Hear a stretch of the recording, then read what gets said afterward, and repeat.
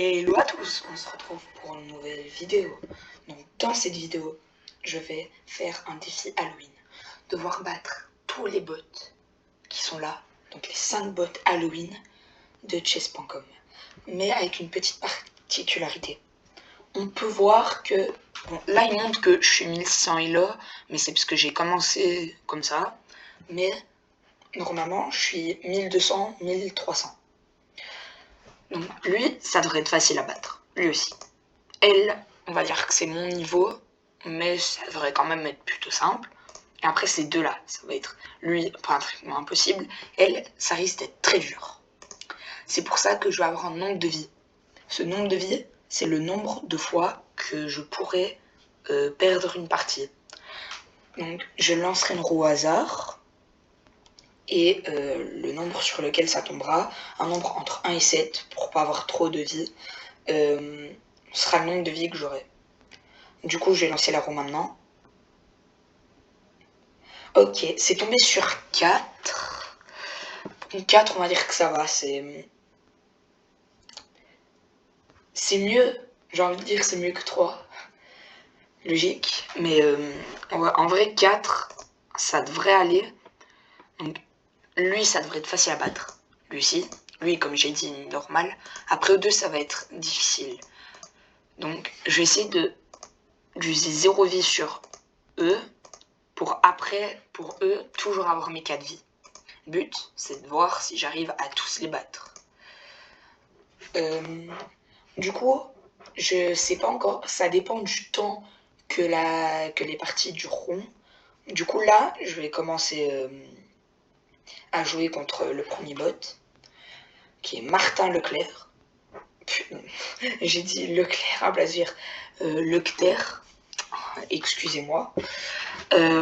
Du coup, Martin Leclerc, on va dire ça comme ça, mais je vais juste l'appeler Martin parce que ça ira plus vite.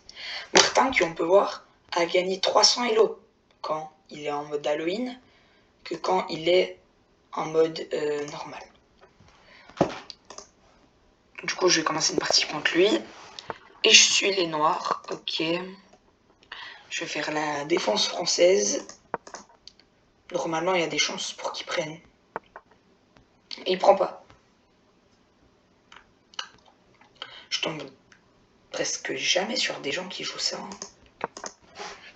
Je vais jouer ça. Ok. Et là, s'il prend, je reprends du fou et je développe mon fou. Ok, là, ça va. Pour l'instant, je suis toujours bien. Je suis bien, en fait. Vu qu'il est seulement 350 elo, il y a des chances pour qu'il fasse de grosses erreurs.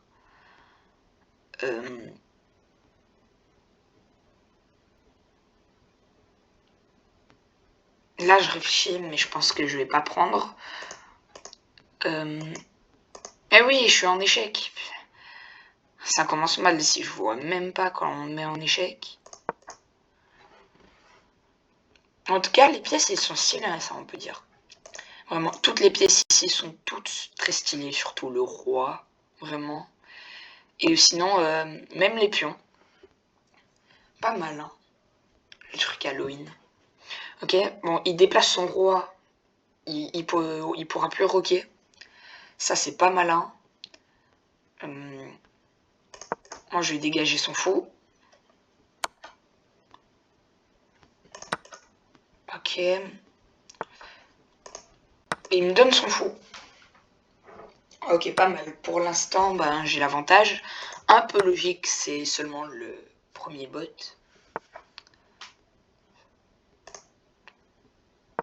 Là, je vais développer mes pièces pour roquer. Là, il me donne encore une pièce.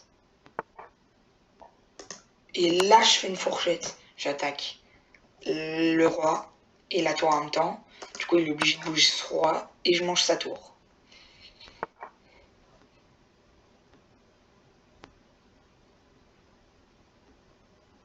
Pour l'instant, j'ai l'avantage. Je pense que je vais juste roquer. Un peu bizarre, hein, quand même, les coups qu'il joue. Après, un peu logique en même temps, j'ai envie de dire. Mais bizarre. Ok, il attaque mon cavalier. et je vais le mettre ici. Là, je vais essayer de faire je vais essayer de le mater. Après, il faut trouver comment faire. Je pense que je vais... Ici, je pense que je vais développer ma tour. Et après, là, ça va partir en mode sauvage. Je pense que... Ouais, ce sera un mat. Vraiment bien sauvage. Là, il est très mal. Ici, je le mets en échec. Là, on peut voir qu'il ne pouvait pas prendre parce que mon cavalier défendait.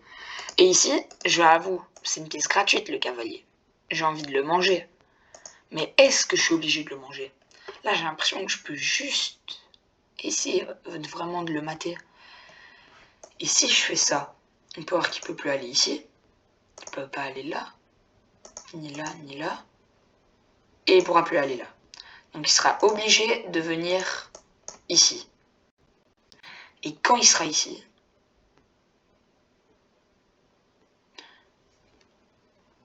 il faudra trouver un mat. Mais c'est pas grave.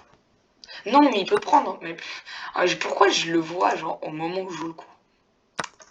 Mon petite erreur débile, mais ça change rien au fait que j'ai toujours l'avantage.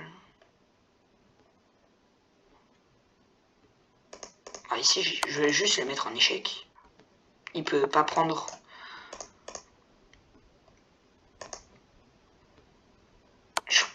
Je continue de le mettre en échec.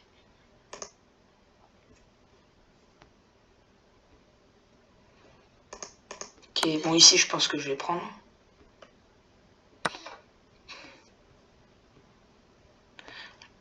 Là il faut juste que je ramène, que je bloque cette case.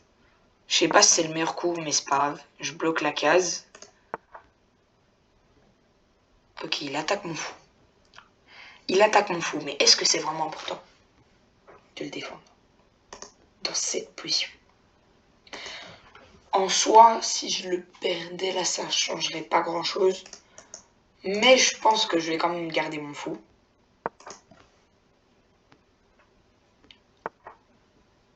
Là, il s'enferme tout seul. Alors vraiment, il est bloqué. Il faut juste que je le mette en échec. Et si je ramène mon cavalier ici, puis ici, mais je peux pas le mettre ici, parce que je le mets en échec. Mais cette case ne sera plus contrôlée.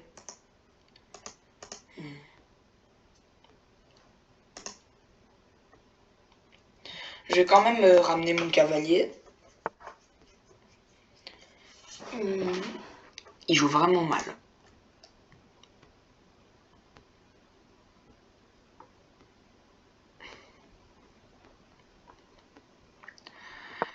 En fait, là, il y a sûrement des maths plus rapides que ce que j'essaye de faire. Mais...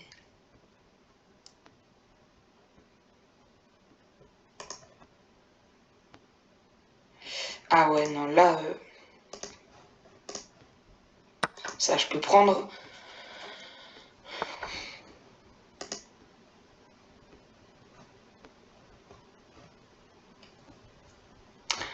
Je pense... Ok. Si je fais ça, que je fais ça, et que je fais ici... Okay. Il me donne sa tour, mais je vais pas la prendre. Parce que si je prends et qu'il prend, en soi, j'ai l'impression que le mat sera juste plus long. Alors que là, voilà, c'est échec et mat. Donc ça a pris moins de temps que si j'avais pris le matériel. Donc voilà, des fois, il faut quand même faire attention à ce genre de truc. Il peut vouloir donner une pièce pour peut-être retarder l'échec et mat. Ou même pour peut-être que après au final je fasse patte, ce qui là n'aurait pas pu arriver, je pense, parce que en fait il y avait sa tour, du coup sa tour pouvait toujours bouger, mais dans le cas où j'avais pris sa tour, après vu qu'il y avait que son roi, il y avait moyen que je fasse patte si ces pions finissaient par tous être bloqués. Au final j'ai gagné en 33 coups. Bon, pas étonnant, il est que seulement 350 élo. C'était assez facile. Il m'a donné pas mal d'avantages. J'ai fait une erreur, quand même. Voilà, une gaffe quand j'ai donné... à un moment, quand j'ai donné mon cavalier. Je pense que c'était ça. Bon, on va quand même se faire le bilan de la partie. Et je pense qu'en fait, je ferai une vidéo par chaque bot, parce que sinon la vidéo sera beaucoup trop longue. 92 de précision, ok. Bah alors par contre, on peut voir quand même qu'il a 80. J'aurais pas mis autant. Ah, et la gaffe, c'est lui qui l'a fait. Du coup, le coup, moi, ça doit être le coup manqué quand je donne mon cavalier. Alors qu'au final, bah oui, je pouvais bien manger le cavalier ici.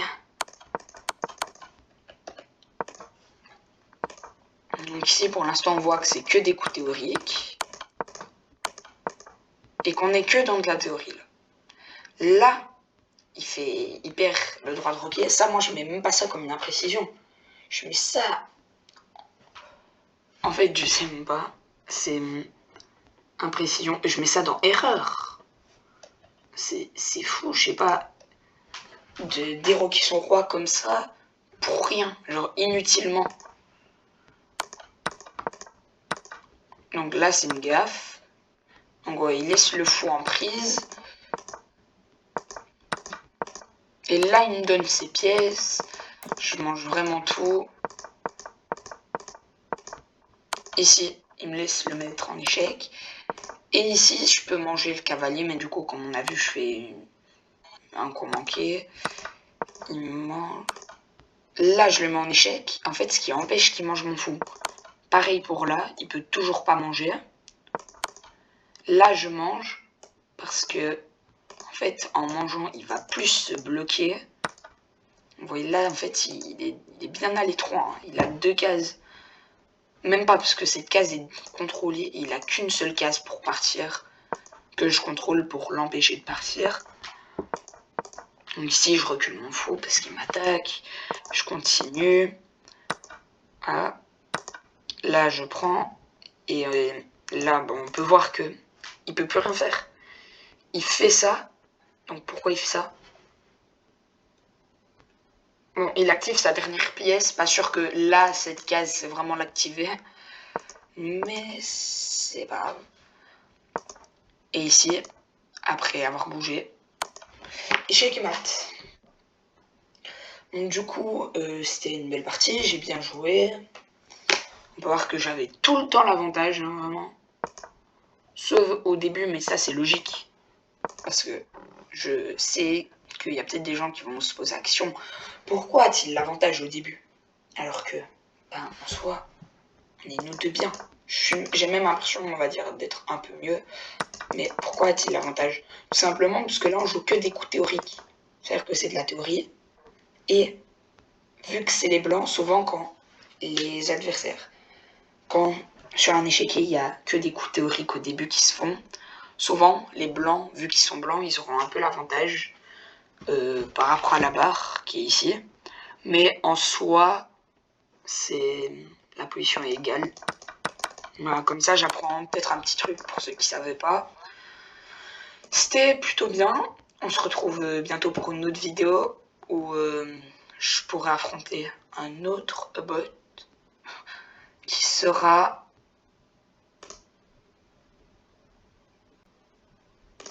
Je prends un peu de temps.